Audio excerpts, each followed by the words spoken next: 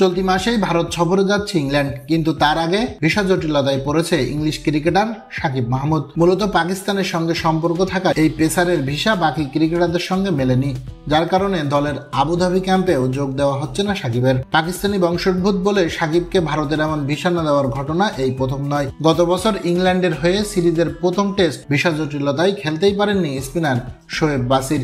আগামী 22 জানুয়ারি ভারতের বিপক্ষে টি-20 সিরিজে মাঠে নামছে ইংল্যান্ড। এর আগে আবুধাবিতে অনুশীলন ক্যাম্প করবে থ্রি লায়ন্সরা। তবে সেই ক্যাম্পে অন্যান্য ক্রিকেটাররা যোগ দিলেও সাকিব সেটি পাচ্ছেন না ভিসা জটিলতার কারণে। তবে ESPN ক্রিক ইনফো জানাচ্ছে, ইংল্যান্ড দল ভারতের বিমান ধরার আগেই সাকিব মাহমুদ ভিসা পেয়ে যাবেন বলে আশাবাদী ECB।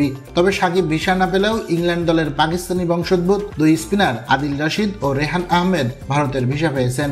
আগামী 22 জানুয়ারি কলকাতায় 5 ম্যাচ সিরিজের প্রথম টি-20তে মুখোমুখি হবে ভারত ও ইংল্যান্ড।